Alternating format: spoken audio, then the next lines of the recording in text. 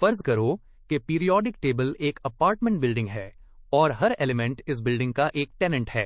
अब सोचो कि अगर कोई नई फैमिली आई है और हमें सिर्फ उनका अपार्टमेंट नंबर पता है, तो हम अंदाजा लगा सकते हैं कि वो किस फ्लोर पर रहती है, उनके कितने मेंबर्स होंगे और उनकी हैबिट्स क्या हो सकती हैं। यही काम हम एलिमेंट्स के साथ करते हैं using their position in the periodic table.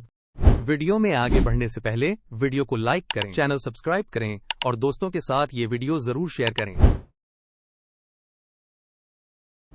जब हम किसी एलिमेंट का पीरियड देखते हैं, यानी वो किस रो में है, तो हमें पता चलता है कि उसके कितने इलेक्ट्रॉन शेल्स हैं। मसलन सोडियम थर्ड पीरियड में है तो उसके 3 इलेक्ट्रॉन शेल्स होंगे। अब जैसे जैसे हम लेफ्ट से राइट मूव करते हैं, हर अगले एलिमेंट के अंदर एक एक्स्ट्रा प्रोटॉन आता है और इलेक्ट्रॉन भी बढ़ता है, लेकिन वो सेम शेल में ही ऐड होता है। नतीजा ये निकलता है कि न्यूक्लियस का पुल स्ट्रांग हो जाता है और एटम सिकुड़ता है। इसीलिए क्लोरीन छोटा होता है सोडियम से, हालांकि दोनों सेम रो में हैं।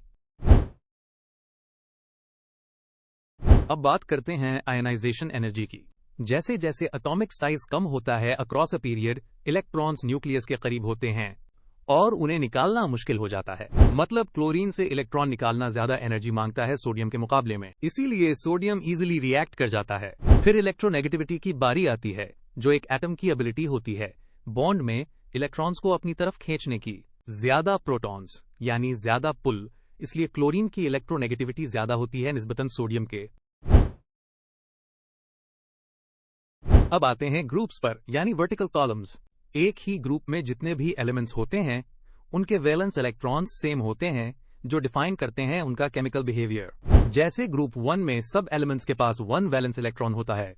अब जैसे जैसे हम नीचे मूव करते हैं ग्रुप में, एक नया इलेक्ट्रॉन शेल ऐड हो जाता है, जिससे एटम बड़ा होता जाता है। मिसाल के तौर पर लिथियम छोटा होता है पोटेशियम से। बड़ा एटम होने का मतलब यह भी कि आउटर मोस्ट इलेक्ट्रॉन न्यूक्लियस से दूर हो जाता है, तो इसे निकालना आसान हो जाता है।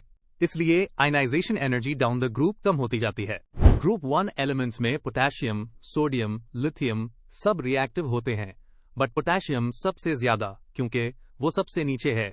दूसरी तरफ हैलोजेंस ग्रुप 7 की बात करें तो फ्लोरीन सबसे रिएक्टिव नॉन मेटल होता है, लेकिन जैसे जैसे नीचे जाएं, आयोडीन की रिएक्टिविटी कम हो जाती है।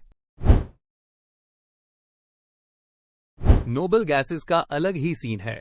उनके आउटर शेल्स फुल होते हैं, इसलिए ये जनरली इनर्ट रहते हैं, मतलब किसी से छेड़छाड़ नहीं करते। ट्रांजिशन मेटल्स थोड़े अनप्रिडिक्टेबल होते हैं, कभी 2 इलेक्ट्रॉन्स देंगे, कभी 3, और उनके कंपाउंड्स कलरफुल भी होते हैं। पीरियोडिक टेबल बेसिकली एक चीट कोड की तरह है।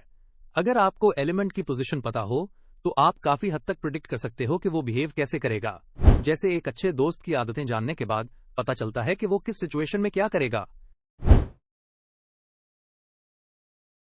क्वेश्चन 1, पीरियड के साथ एटॉमिक साइज में क्या होता है? इसका जवाब है decreases. Question 2, noble gases inert क्यों होती हैं? इसका जवाब है फुल आउटर शेल। क्वेश्चन 3, कौन सा ग्रुप बहुत ज्यादा रिएक्टिव मेटल्स पर मुश्तमिल होता है? इसका जवाब है ग्रुप 1,